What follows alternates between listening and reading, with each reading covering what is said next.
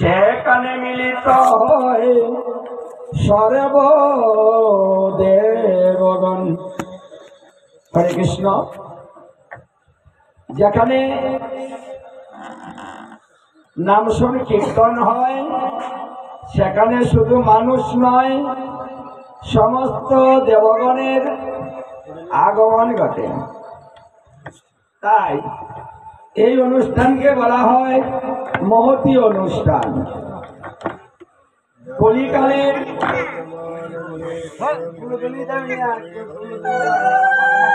এই কলিকালের সর্বশ্রেষ্ঠ ভজন হচ্ছে নাম সংকীর্তন।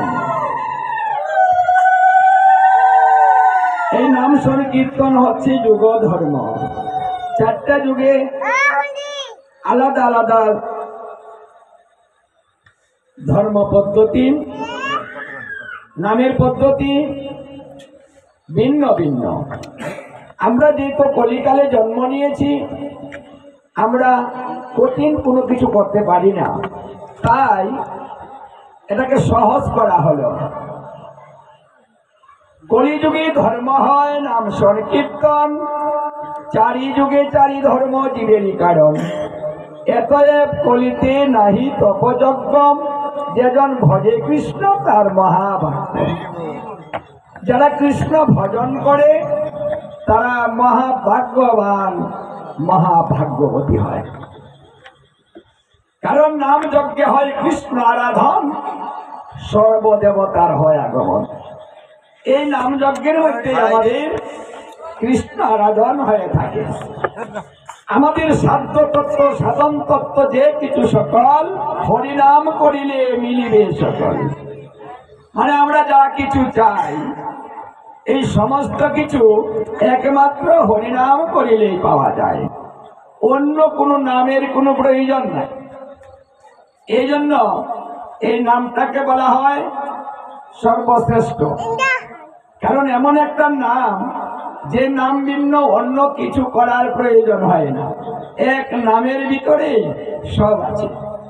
ভাগবতের দশম স্কন্ধের রাস পঞ্চধ্যায়ী 29 অধ্যায়ে রাধা বিনোদ গোস্বামীপাদ বলেছিলেন, হরে কৃষ্ণ শব্দটা, এই দুটা শব্দের কতগুলো নাম উচ্চারণ করা হয়, এই দুইটা শব্দের মধ্যে কতগুলো নাম আছে। তাই তিনি বললেন হরে কৃষ্ণ। এই হরে কৃষ্ণ শব্দটা যদি একবার উচ্চারণ করা হয় তাহলে অনন্ত কোটি ব্রহ্মাণ্ডে যত নাম আছে সমস্ত নাম একসঙ্গে উচ্চারণ করা হয়, দ্বিতীয় নামের কোনো প্রয়োজন হয় না।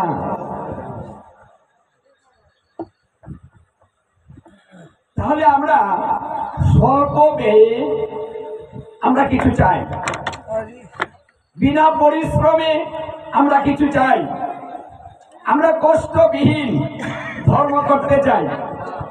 কষ্ট করে আমরা ধর্মটা করতে চাই না। এই জন্য ভগবান চিন্তা করে দেখলেন যে এই কলিহত জীবকে কষ্ট দেওয়াও যাবে না, সহজেই করে দিতে হবে। এই জন্য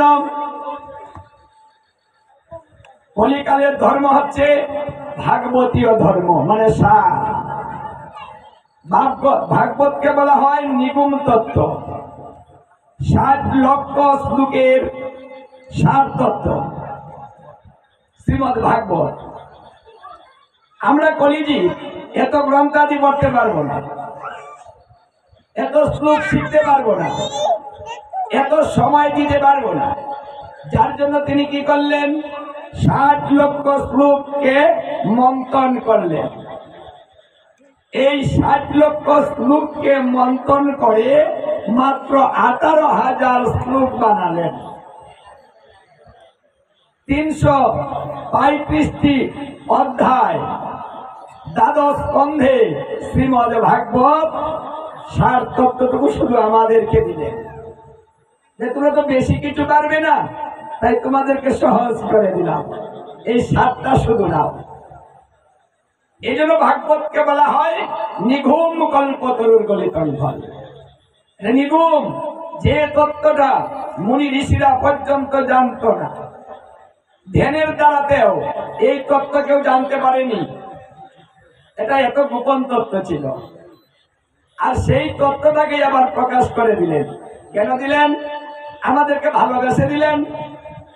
আরে ভালোবেসেই তো ভালো কিছু দেয়।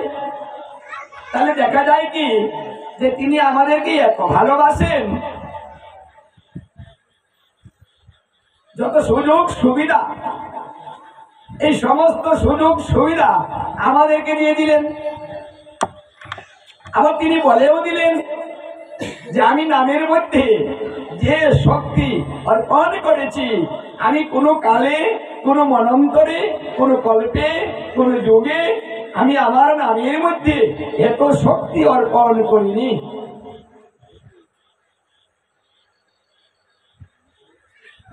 কলিকালে নামরূপে কৃষ্ণ অবতার, সর্বযজ্ঞ হইতে কৃষ্ণ নাম যজ্ঞ সার।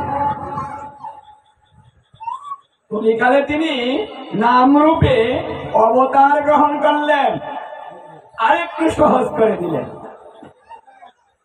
আবার তিনি বললেন যে কলিজীবকে আমি আরো সহজ করে দিব। কি করে দিব? আমার যে বৃন্দাবন, এই বৃন্দাবনটা আমি জীবের ধারে নিয়ে যাব। কারণ জীবের বাসস্থান বৃন্দাবন, আমাদের ভজনের স্থলী বৃন্দাবন, আমাদের প্রতিদিন থাকতে হয় বৃন্দাবনে। কি করে আমরা প্রতিদিন বৃন্দাবনে যাব?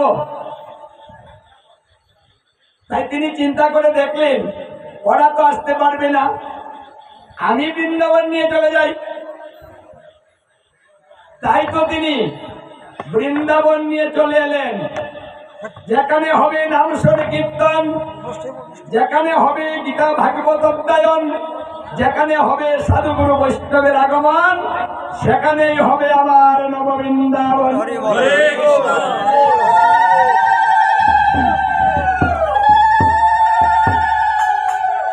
তাহলে আপনাদের এই গ্রাম আজ থেকে কি হচ্ছে? বৃন্দাবন। এখন কারো বাড়ি নেই, এখানে সকলের অধিকার সমান, কারণ এটা ভগবানের বাড়ি হয়ে গিয়েছে। এই জন্য